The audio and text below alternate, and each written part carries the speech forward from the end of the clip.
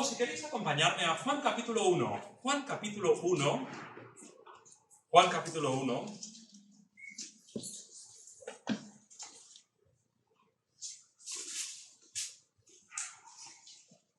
Juan capítulo 1, versículos 29 en adelante. Juan capítulo 1, versículos 29 en adelante.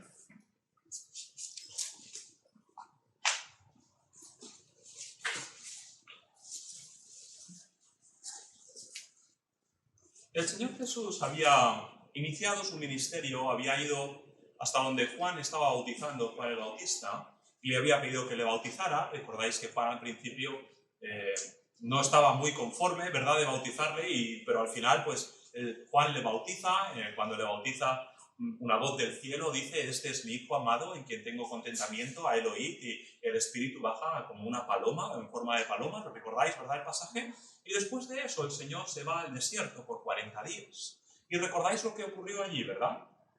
Allí ocurrió, ¿qué? ¿Qué me dice?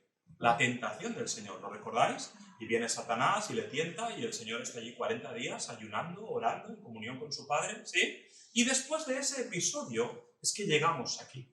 Después de ese episodio, el Señor vuelve al lugar donde Juan estaba bautizando y llegamos entonces a este pasaje. Y entonces dice así: el siguiente día, versículo 29 de Juan 1, el siguiente día vio Juan a Jesús que venía a él y dijo: he aquí el Cordero de Dios que quita el pecado del mundo. Lo leo otra vez: he aquí el Cordero de Dios que quita el pecado del mundo. Este es aquel de quien yo dije: después de mí viene un varón, el cual es antes de mí, porque era primero que yo. Y yo no le conocía, mas para que fuese manifestado a Israel, por esto vine yo bautizando con agua. También dio Juan testimonio diciendo: vi al Espíritu que descendía del cielo como paloma y permaneció sobre él. Y yo no le conocía, pero el que me envió a bautizar con agua, aquel me dijo: sobre quien veas descender el Espíritu y que permanece sobre él, este es el que bautiza con el Espíritu Santo. Y yo le vi y he dado testimonio de que este es el Hijo de Dios. El ministerio de Juan fue preparar el camino para el Señor. Está profetizado que vendría otro Elías en el Antiguo Testamento, y es precisamente Juan el Bautista, que abriría el camino para el Señor, que prepararía el camino para el Señor, y que de alguna forma, vamos a usar un término un poco más sencillo, ablandaría los corazones, por así decirlo. Y aquí tenemos a Juan hablando a sus compatriotas, diciéndoles que se arrepientan. Está siendo el precursor del Mesías, para que cuando el Señor Jesús viene, pues entonces de alguna forma Juan, digamos, ha preparado el camino para que llegue el Mesías, ¿verdad? Y es exactamente lo que Juan había estado haciendo, lo vamos a ver en un momento, pero su ministerio era siempre no hacia él, sino hacia el que venía detrás. Y por eso dice aquí, hablando, yo bautizo con agua, pero ahora viene el que bautiza con el Espíritu Santo. Y entonces tenemos versículo 35, dice así: el siguiente día más tarde, otra vez estaba Juan y dos de sus discípulos, es decir, dos discípulos de Juan el Bautista. Y mirando a Jesús que andaba por allí, dijo de nuevo: he aquí el Cordero de Dios. Le oyeron hablar los dos discípulos y siguieron a Jesús. Estamos entendiendo la escena, ¿verdad? O sea, los dos discípulos de Juan el Bautista oyen hablar al Señor. Juan ya ha dicho varias veces: he aquí el Cordero de Dios. Y entonces ellos ya, de alguna forma, han girado su mirada. Ya no están mirando tanto a Juan, sino a aquel a quien Juan señala. Y entonces, cuando ven al Señor y le oyen, dice que siguen al Señor. Versículo 37, y siguieron a Jesús. Y volviéndose a Jesús, y viendo que le seguía, les dijo: ¿qué buscáis? Y ellos le dijeron: Rabí, que traducido es maestro, ¿dónde moras? Les dijo: venid y ved. Fueron y vieron dónde moraba, y se quedaron con él aquel día, porque era como la hora 10. Andrés, hermano de Simón Pedro, era uno de los dos que había oído a Juan y había seguido a Jesús. ¿Quién es este Andrés? Hermano de Simón. Es uno de los discípulos del Señor. Es decir, primero era discípulo de Juan el Bautista, y después, entonces empezó a seguir al Señor Jesús a partir de este momento, ¿sí? Y el otro, entendemos que es el mismo Juan, porque él está relatando esto, ¿vale? Así pues, el apóstol Juan primero fue discípulo de Juan el Bautista, después del Señor Jesús, y lo mismo ocurre con Andrés. Ahí tenemos a Juan y Andrés siguiendo al Señor. Y entonces terminamos aquí este pasaje y dice así, versículo 41, este halló primero a su hermano Simón, a Pedro, y le dijo, hemos hallado al Mesías, que traducido es el Cristo, y le trajo a Jesús.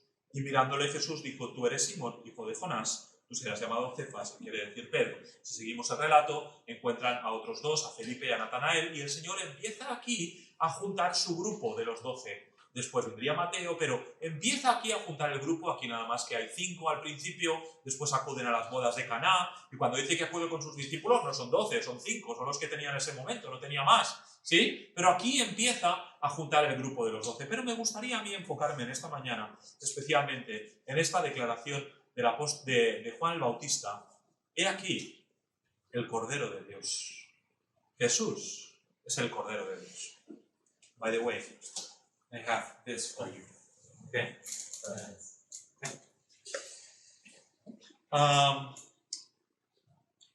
Jesús es el Cordero de Dios. Y cuando un judío escuchaba la palabra Cordero, para él de repente venía todo un simbolismo encima. No era seguramente como lo mismo que tú y yo pensamos hoy en día. Cuando pensamos Cordero, pues pensamos en un animal. Pero para un judío, la palabra Cordero no solamente era pensar en el animal, sino que era pensar en muchos momentos de su propia vida, en muchos momentos de la enseñanza que había recibido, en muchos momentos de su propia historia.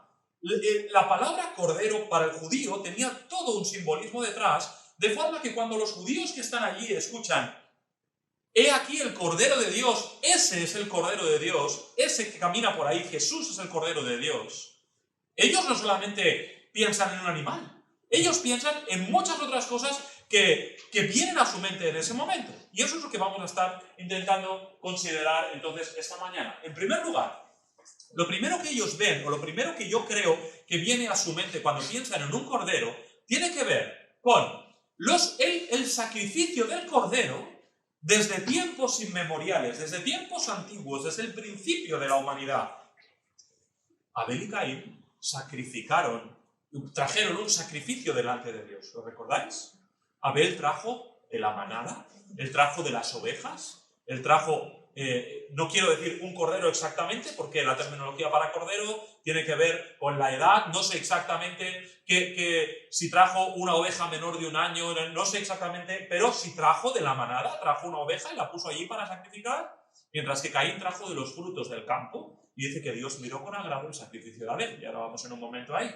Antes de la ley, antes que Moisés les diera la ley y les dijera que tenían que hacer sacrificios por su pecado, tenemos, por ejemplo, el ejemplo de Job, quien todos los días ofrecía sacrificio por sus hijos, ¿lo recuerdas? Antes de la ley tenemos el ejemplo de Abraham, quien ofrecía sacrificios también. Estuvimos viendo alguna de las últimas veces que yo he predicado sobre los altares de Abraham, que había encima de cada uno de esos altares. Pues una oveja, un cordero, un carnero, un sacrificio de este tipo, ¿verdad? Entonces, siempre, incluso mucho antes de la ley, incluso mucho antes de Moisés, siempre el cordero para el judío venía a representar ese sacrificio. Le hablaba de sacrificio. Cuando Juan señala al Señor y dice el cordero, en la mente del judío piensa sacrificio y muerte. Porque es lo que ellos habían visto desde los tiempos antiquísimos. No podíamos ir más atrás. Cuando solamente había una familia sobre la faz de la tierra, ya Dios les enseñó a sacrificar. Yo creo que oralmente, es decir, que Dios le dice a Adán, esto es lo que vais a hacer. Y Adán lo transmite a sus hijos y por eso Abel hace lo que hace. Así pues, lo primero que viene a su mente, lo primero que se le ocurre a un judío es que desde los tiempos más antiguos, el cordero tiene que ver con sacrificio. Volvemos al ejemplo de Abel y Caín. ¿Por qué Dios mira con agrado el sacrificio de Abel? Bueno, si queréis leerlo, podemos hacerlo. Génesis capítulo 4, versículos del 2 al 4, ahí mismo lo tenemos.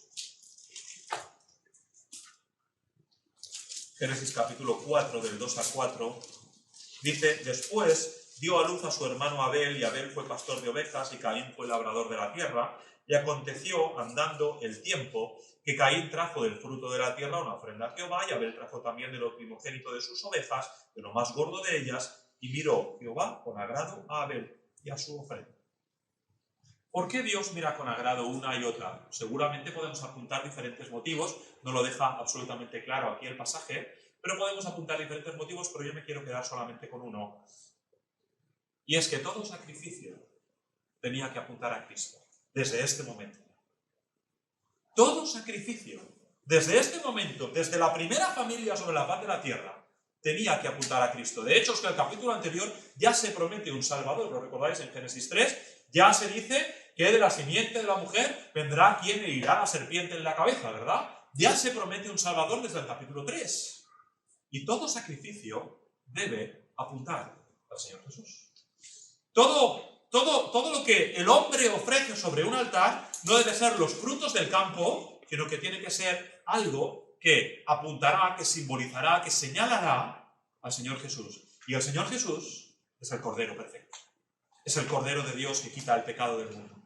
Y eso lo vemos en toda la Escritura. Todos los otros sacrificios que se hacen durante la ley, cada vez que un judío, y eso lo comentaremos en un momento, sacrifica por su pecado, ¿a quién está apuntando esa víctima que está muriendo? Está apuntando al Señor Jesús. Cada vez que en la Pascua matan al Cordero y comen, ¿a quién está apuntando el sacrificio de la Pascua? Está apuntando al Señor Jesús. Y cada vez que tenemos ahí un Cordero en la historia, siempre está apuntando hacia el Señor Jesús. Ese es uno de los motivos por los cuales Dios, cuando mira el sacrificio de Abel, lo mira con agrado, y el de Caín no. Porque el sacrificio de Abel ya estaba apuntando al Señor Jesús.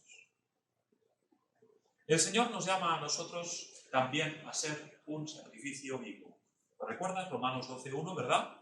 Dice, os ruego, hermanos, que presentéis vuestros cuerpos en sacrificio vivo, agradable a Dios, que es vuestro culto racional, lo habitual, lo normal, ¿verdad? Me pregunto yo, 12:1, hermana. Me pregunto yo, si todo sacrificio que yo hago en mi vida está apuntando a Cristo. Porque sin duda hacemos sacrificios. Antes ha venido José María para hablarnos aquí al principio de la reflexión y hablaba del sacrificio que sus padres hicieron para que pudiera sacar la carrera, ¿verdad? Y todos hacemos sacrificios en la vida, ¿verdad? Y de repente, pues, has hecho un sacrificio en tu trabajo, has hecho un sacrificio en tus estudios, has hecho un sacrificio con tus hijos, con tu familia, por una persona, y yo qué sé, a lo mejor hasta eres donante y has donado la mitad de tu hígado para que alguien pueda vivir. Son sacrificios que las personas hacen en la vida, ¿verdad? Cada sacrificio que yo hago apunta a Cristo. Y no están mal los sacrificios que yo hago por mi familia. No están mal los sacrificios que yo hago por mi trabajo, pero cada cosa que yo hago la hago para traer gloria a Dios en ese sentido. Cada sacrificio que yo hago es para mi propio beneficio, para ponerme una medalla, o es porque yo quiero apuntar a Cristo, igual que todos los sacrificios de corderos apuntaban al Señor Jesús. Cada sacrificio que yo hago apunta al Señor. Sin duda, todos hacemos sacrificios cada día. A veces más grandes, a veces más pequeños. Pero todo eso yo puedo encauzarlo. Yo puedo llevarlo al punto de que todo lo que yo hago sea un sacrificio que glorifique al Señor Jesús, que señale al Señor Jesús, que apunte hacia el Señor Jesús. ¿Es así? O cuando yo hago sacrificios, los hago para mi propio bienestar, lo cual en un sentido no está mal, pero solamente para mi propio bienestar, solamente para mi familia, solamente para mi interés, o hago el sacrificio apuntando hacia el Señor Jesús. Que lo que yo hago señale a Cristo. Que cuando otros me vean, digan, glorifiquen al Señor. ¿Recordáis a Elías en la cumbre del Carmelo? Elías hace un sacrificio. Después de mucho tiempo que la gente no estaba adorando al Señor, entonces Elías hace un sacrificio en la cumbre del Monte Carmelo. ¿Sí? Él toma allí un altar que estaba destruido, lo reconstruye, lo moja con agua para que sea más difícil todavía que la leña arda, y por fin entonces pone allí encima del altar una víctima y pide a Dios que haga el milagro de que envíe fuego del cielo para que encienda el sacrificio. Y cuando el altar viene fuego del cielo y el altar empieza a arder, la gente no dice qué gran profeta es Elías, sino que dicen Jehová es Dios, Jehová es Dios.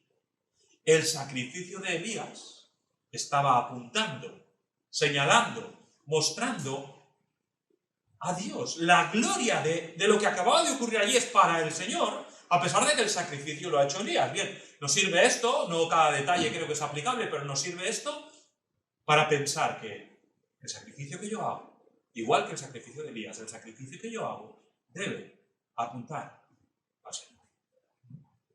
Esto es algo que el judío pensaba cuando ve que Juan el Bautista dice el Señor, ese es el Cordero de Dios. La segunda cosa que probablemente el judío pensaba era en el Cordero como sustituto. La imagen de un Cordero como sustituto en la vida del judío era absolutamente diaria y rutinaria. En primer lugar, en cuanto, por ejemplo, a la historia misma de la Pascua, ¿verdad?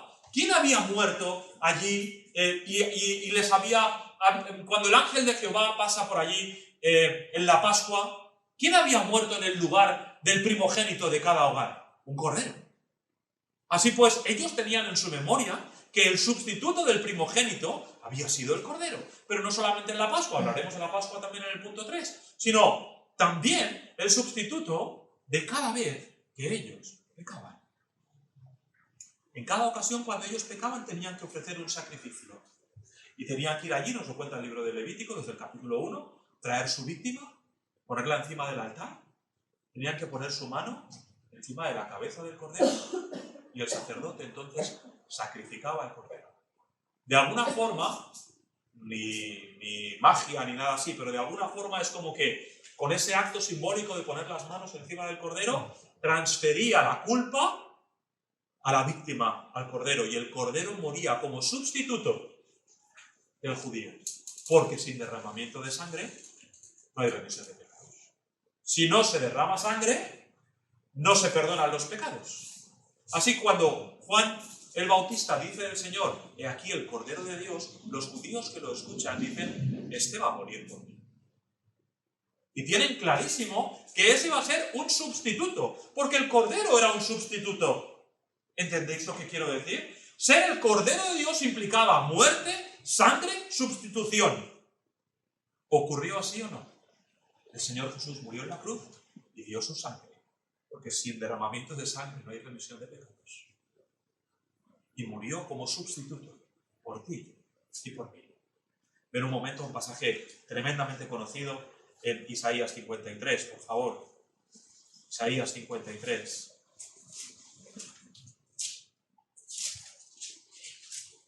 Isaías 53. Leemos desde el versículo 1 y iremos parando en algún sitio. Dice, ¿quién ha creído a nuestro anuncio? ¿Sobre quién se ha manifestado el brazo de Jehová? Subirá cual renuevo delante de él, y como raíz de tierra seca, no hay parecer en él, ni hermosura. Le veremos, mas inatractivo, para que le deseemos. Despreciado y desechado entre los hombres, varón de dolores, experimentado en quebranto. Y como que escondimos de él el rostro, fue menospreciado, y no lo estimamos. Y dice el versículo 4, ciertamente, llevó él nuestras enfermedades, sufrió nuestros dolores, y nosotros le tuvimos por azotado, por herido de Dios y abatido, mas él herido fue por nuestras rebeliones, molido por nuestros pecados. El castigo de nuestra paz fue sobre él, por su llaga fuimos nosotros curados. En otras palabras, él fue mi sustituto. Él fue el que murió en la cruz por mí, porque yo como pecador merecía el infierno. Pero él fue mi sustituto. De la misma forma que el judío cada vez que pecaba tenía que llevar una víctima que era sustitutoria, de la misma forma que el judío ponía su mano sobre la víctima y de una forma simbólica su pecado pasaba a la víctima y la víctima era sacrificada en su lugar como su sustituto, eso es lo que el Señor Jesús hizo por ti, por mí. Él fue tu sustituto. Él llevó tu pecado. Él murió en la cruz a tu favor para que tú no tuvieras que llevar el castigo. Si todavía estás aquí en esta mañana y no has entendido esto, no has entendido esta verdad, de que Cristo fue tu sustituto y de que Él murió en la cruz a tu favor, te digo, amigo, amiga, es el momento, hoy, de creer en Cristo, de entender que tú y yo somos pecadores y como pecadores merecíamos estar apartados de Dios por la eternidad. Y de que, como hemos leído en el Salmo 5 al principio, Él no puede tolerar el pecado, Él aborrece el pecado. Pero el Señor Jesús fue tu sustituto. Si no has creído eso todavía, sería el momento hoy de que no salgas por la puerta sin haberlo creído. Si quieres tener perdón de tus pecados, Cristo es tu Cordero, es el Cordero de Dios. En tercer lugar, cuando el judío escuchaba acerca de un cordero, pensaba en el cordero también como protección. Volviendo al ejemplo de la Pascua, ¿recordáis vosotros que habían pasado 9 plagas en Egipto y llega la 10ª plaga? Y el Señor le dice a Moisés, vais a hacer esto. Vais a meteros todos en casa. No va a salir nadie de casa. Vais a tomar un cordero. Y el cordero tiene que cumplir unos requisitos. Tiene que ser un cordero, humanamente hablando, perfecto. Que no tenga ninguna tacha. Que no tenga una pierna rota. Que no tenga un ojo mal. Que no tenga manchas negras. Que no tenga enfermedad. Que tiene que ser un cordero perfecto, de 1 año. Y lo vas a revisar. Y van a estar observándolo durante 3 días para que veas que el cordero realmente está bien. Y luego vas a tomar ese cordero, lo vas a sacrificar y lo vas a cocinar y te lo vas a comer esa noche. Tú con toda tu familia. Y con la sangre del cordero, otra vez, con la sangre del cordero, vas a tomar unas hierbas, un hisopo, lo vas a mojar en la sangre y vas a ir a la puerta y vas a pintar con la sangre el dintel de la puerta, ¿vale? Eso es lo que vas a hacer. Vas a pintar con la sangre el dintel de la puerta. Y ahí el marco de la puerta va a quedar pintado de sangre. Porque yo voy a enviar a mi ángel a matar a todo primogénito de Egipto. Y el ángel va a pasar por cada casa. Y en la casa que no vea la sangre, entrará y matará al primogénito. Eso es lo que el Señor le dice a Moisés. Los judíos hacen caso, los egipcios no. Y esa noche, en el campamento egipcio, todos los primogénitos murieron, dice, de animal y de hombre. Todos los primogénitos murieron. Pero en casa del judío que había pintado el dintel de su puerta con la sangre del cordero, no murió nadie. La sangre del cordero fue su protección. Y cuando el judío escucha del Señor, que es el Cordero de Dios, también tiene esa imagen en su cabeza. Se la habían explicado desde que había nacido. Habían celebrado la Pascua cada día, cada año de su vida. Una vez al año celebraban la Pascua con otras fiestas que venían ahí seguidas, pero tenían la imagen de la Pascua muy viva en su memoria, porque era como para nosotros Navidad. La celebraban todos los años y sabía exactamente de lo que estaban hablando. Y tenía esa imagen clarísima de que el Cordero, de que la sangre del Cordero era su protección. De la misma forma, la sangre del Cordero es nuestra protección. El Señor Jesús no solamente derramó su sangre para salvarte, sino que también es tu protector. Él es quien te cuida en el camino. Lo hemos cantado varias veces en los himnos que hemos cantado esta mañana. Él es quien te guía en el camino, quien te dirige, quien te protege. El Salmo 5, el último versículo, ¿verdad? Lo hablábamos. Dice que como con un escudo me rodearás con tu favor. El Señor es tu protector. Pero déjame decirte algo. Los judíos que celebraron aquella primera Pascua, los judíos que pintaron el marco de la puerta con la sangre del cordero, ¿qué estaban haciendo mientras el ángel de Jehová iba pasando por el campamento? ¿Qué estaban haciendo? Sencillo, ¿eh? No es una respuesta con trampa. Dime, ¿qué estaban haciendo? Estaban comiendo la Pascua, estaban ahí dentro, disfrutando del cordero. No se habían ido de paseo, no se habían ido a cazar, o a cultivar el huerto, o a mirar las estrellas. Estaban dentro de la casa, cenando, déjame decirlo así, con el cordero. La sangre les protegía, porque ellos estaban dentro. Cuando tú y yo buscamos la protección del Señor, obviamente el Señor te protege. Y no es que Él no pueda protegerte en cualquier situación de tu vida, pero tú debes estar dentro de la casa con el cordero. ¿Entendéis lo que quiero decir? Tú tienes que estar dentro de la casa con el cordero. Hay unos límites en los cuales nosotros protegemos a nuestros hijos, ¿verdad? Hay unos límites en los cuales nosotros nos sentimos capaces de darles cobijo y protección.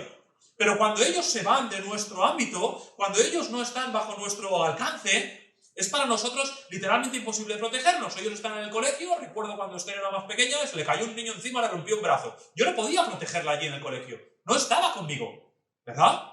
Cuando tus hijos no están en tu entorno, no puedes protegerles. Claro que el Señor puede protegernos en cada situación, pero la sangre del Cordero te protege cuando estás dentro de la casa de Dios, bajo la protección de Dios, en las normas de Dios, bajo la palabra de Dios, bajo los principios de Dios, bajo los mandamientos del Señor. Entonces tienes su protección. Cuando el judío miraba eso, miraba al Señor Jesús. En ese momento puede imaginar a aquellos que habían venido a bautizarse y por lo tanto todos ellos tendrían un buen deseo en su corazón, un deseo de arrepentimiento. Habían venido hasta Betábara, que está al sur de Israel, y habían venido allí, en medio del desierto, un lugar allí a bautizarse.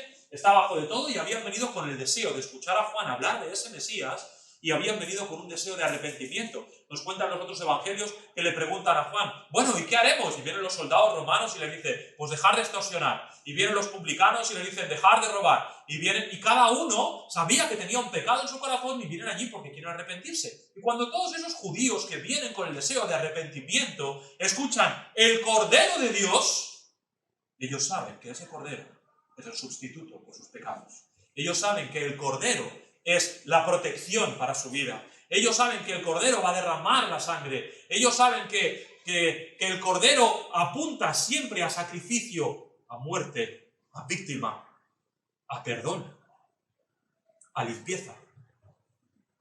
He aquí el Cordero de Dios que quita el pecado del mundo. Entonces hemos hablado de los judíos en general, pero déjame hablar brevemente de esos judíos que estaban ahí. Hemos leído en el pasaje y por lo menos hemos visto a 3 personajes, ¿no? Hemos visto a Juan el Bautista y hemos visto a Andrés y Juan, ¿verdad? Aparte del Señor Jesús.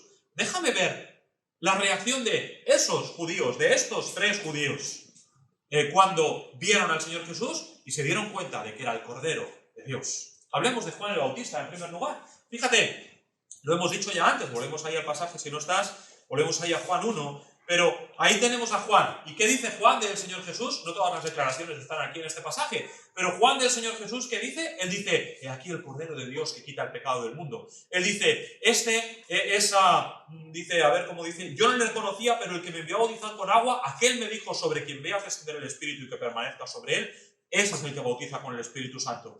Yo le vi y he dado testimonio de que este es el Hijo de Dios. ¿Qué dice Juan del Señor Jesús? Dice, es necesario que él crezca y que yo mengüe. ¿Lo recuerdas? Dice, yo no soy digno de desatar la correa de su zapato. Yo soy mucho menor que él. Yo he venido solamente para allanar el camino. Yo soy su precursor. Pero el que viene después de mí, él sí es el Mesías.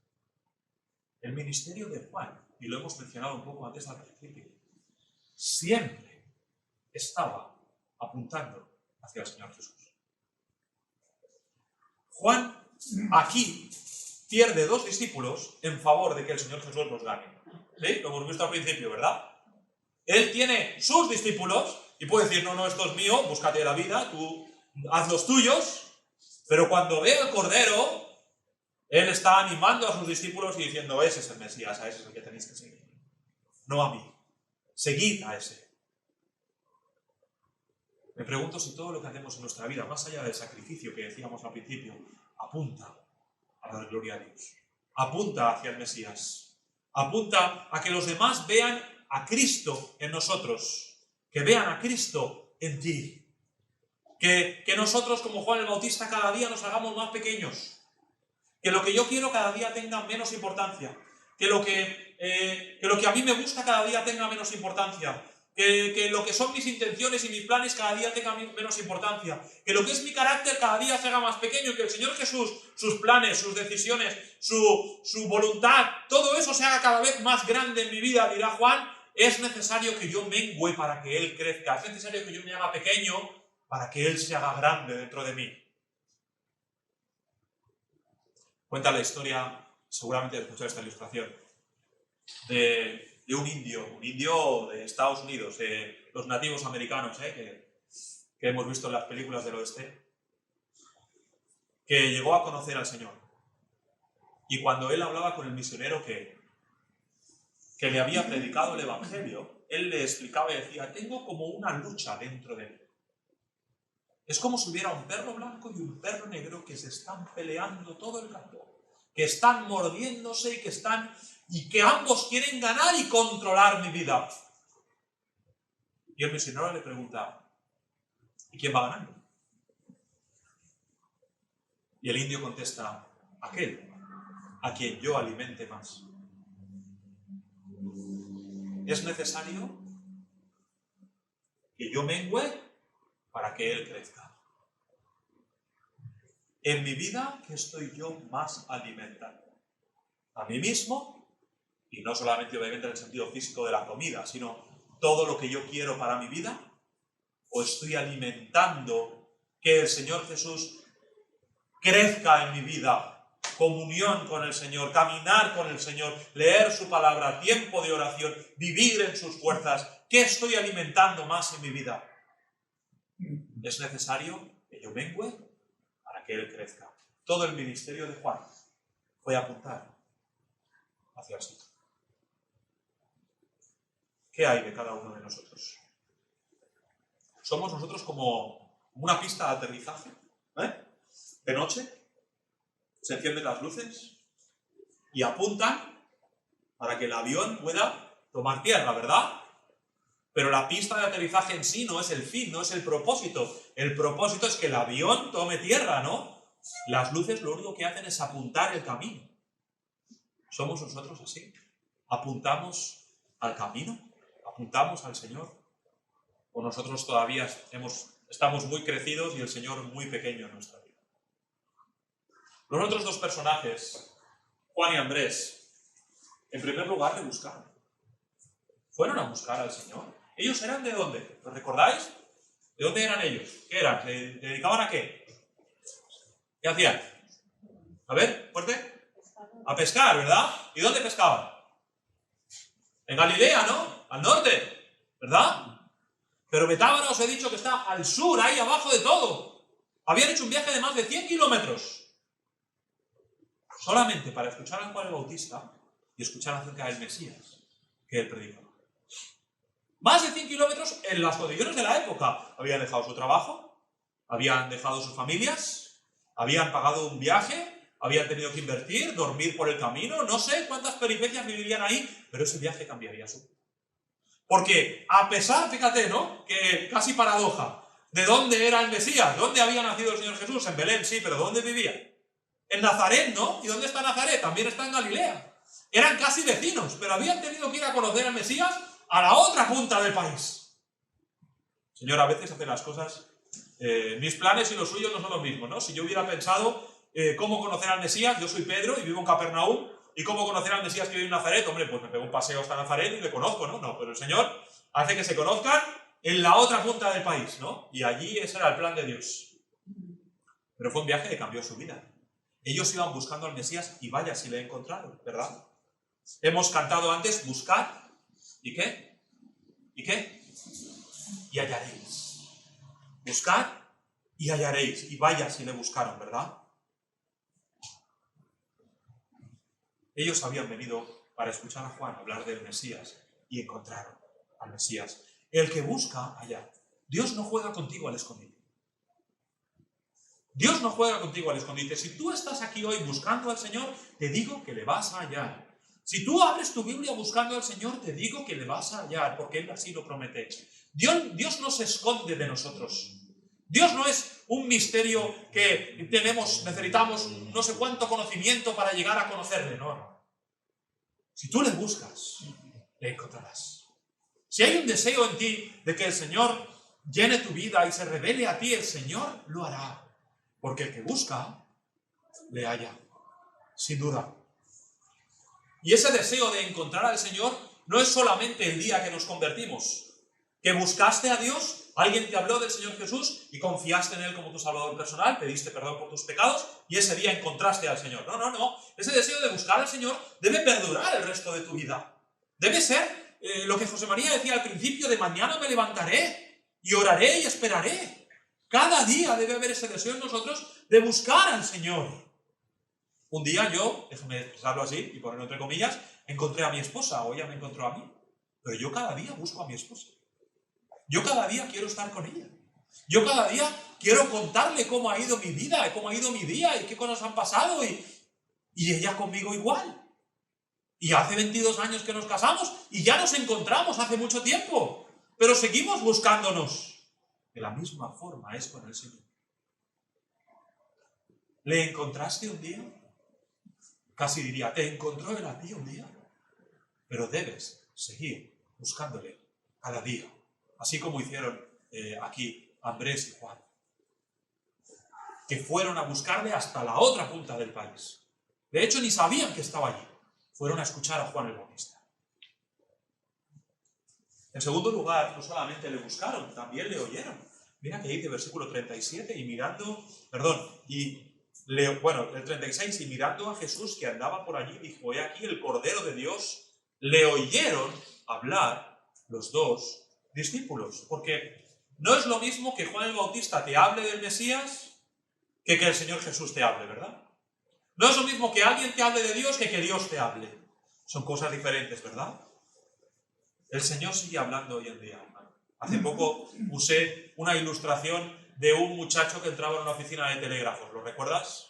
¿Vale? Y allí todo era para un trabajo, todo era ruido, y de repente él está escuchando y escucha que en el telégrafo dice, si estás escuchando esto y lo entiendes, entra en el despacho, el trabajo es tuyo. Estoy resumiendo la ilustración, ¿verdad? Y él entró porque había escuchado la voz del telégrafo. Vete ahí en medio de las Ramblas, en medio de todo el tumulto, en medio de Barcelona, en medio de todo el jaleo que hay ahí, coge 4 o 5 monedas y tíralas al aire. A ver si la gente no oye el ruido de las monedas. ¿Lo van a escuchar o no? Seguro, da igual el ruido que haga, ¿vale? José María hablaba antes de que su padre trabajaba de tornero. Yo trabajé durante un año de tornero. Recuerdo el ruido de las máquinas. Pero después que llevabas allí una semana, cuando una máquina fallaba, te prometo que la oías. Se ha parado. ¿Cuál? Aquella. Efectivamente, luz roja. Enseguida. Solamente se trata de tener tu oído entrenado para escuchar al Señor. Solamente se trata de bajar un poco el volumen del resto de las cosas que nos rodean para oír al Señor. Hay tantas cosas que nos hablan todos los días, ¿verdad? Ya sea estudios, ya sea trabajo, ya sea ocupaciones, ya sea hobbies, lo que sea. Hay tantas cosas que nos hablan todos los días y el sonido del volumen del Señor lo tenemos apagado. Lo tenemos en mínimo, ¿verdad? Tantas veces ocurre que estás hablando con alguien que dice, espera un momento, que bajo el volumen, que no te oigo. ¿Sí? Bajo el volumen de la tele, bajo el volumen del ordenador, que es que no te estoy escuchando. Y tienes que bajar los otros volúmenes para escuchar a la persona que te está hablando. Así tenemos que hacer con Dios. Bajemos el volumen de todo lo que nos habla en nuestro día para oír al Señor hablar. Porque lo normal después de oír al Señor es seguir al Señor. Otra vez, versículo 37, le oyeron hablar los dos discípulos y que dice inmediatamente, siguieron a Jesús. Siguieron a Jesús. Estos discípulos, un poco tiempo después, están los 4, es decir, ellos 2 con sus hermanos, Pedro, Andrés, Juan, Jacobo, pescando allí arriba en Galilea, y el Señor pasa por allí y les dice, venid, y os haré pescadores de hombres. Y dice que dejándolo todo, le siguieron. Todo le siguieron. Después de oírle, lo normal siempre sería seguirle. La llamada del Señor para nosotros debería ser una llamada irresistible, ¿verdad? Debería ser una llamada irresistible en cada una de nuestras vidas. Que cuando le hemos oído, cuando hemos oído nuestra voz, y déjame decirte, estás escuchando la voz del Señor, ¿no? Cada vez que abres tu Biblia, escuchas la voz del Señor. Cada vez que escuchas una predicación, escuchas la voz del Señor. Cada vez que haces tu devocional, escuchas la voz del Señor. Y cada vez que le oímos, debería ser una llamada irresistible para nosotros. Pero tantas veces le oímos y hacemos oídos sordos. Cuenta la mitología griega en el viaje de Ulises que las sirenas tenían un canto especial que atraía a los hombres a chocar el barco contra las rocas y morir. Tenían un canto irresistible. La llamada del Señor debería ser irresistible para cada uno de nosotros, no para muerte, sino para vida. Pero tristemente no es así. En los evangelios mismo lo vemos. ¿A cuántos hemos dicho que alimentó la primera vez?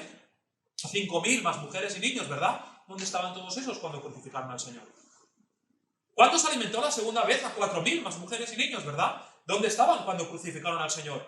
¿Dónde estaban los cojos, los ciegos, los mudos, los sordos? Habían escuchado al Señor. ¿Dónde estaban las multitudes que le habían escuchado predicar? ¿Habían escuchado al Señor? Sí, los sordos también, porque después ya no eran sordos. Habían escuchado al Señor, todos ellos. ¿Por qué no le habían seguido?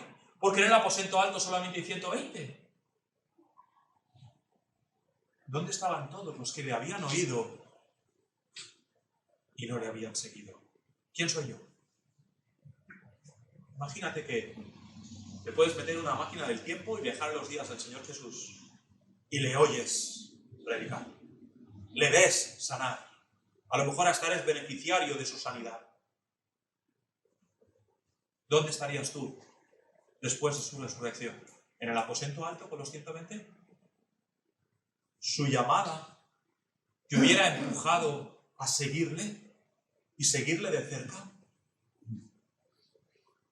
¿O solamente le habrías oído y no le habrías seguido? Tantos hay que le oyeron y no le siguieron. Tantos hay hoy en día que le oyen y que no le siguen. ¿De qué lado estoy yo? ¿Le has oído? ¿Le has seguido? Y por último, termino con esto. Se quedaron. Dice, versículo 39, les dijo, venid y ved. Y esa invitación sigue hoy en día para todos nosotros. Cada día el Señor te dice, ven y ve, ven y ve. Mira lo que hago por ti. Mira cuál es mi amor, mi gracia, mi misericordia. Ven y ve, conóceme. Ten comunión conmigo, ven y ve. Venid y ve, dice el Señor. Fueron y vieron dónde moraba y qué dice, y se quedaron con él aquel día. Algunos de nosotros hemos oído al Señor. Algunos de nosotros hemos querido seguir al Señor, pero no siempre nos hemos quedado con eso. Ahora tenemos en la tele, no lo he visto ni un día, pero sé que está, tenemos en la tele el Tour de Francia, ¿verdad? Yo desde los tiempos de Indurain creo que no lo he vuelto a ver nunca más. Pero permíteme usar un símil ciclista, ¿no? De repente sale el grupo, sale el pelotón y lo normal es que cuando la carretera es llana, todo el pelotón va junto, ¿no?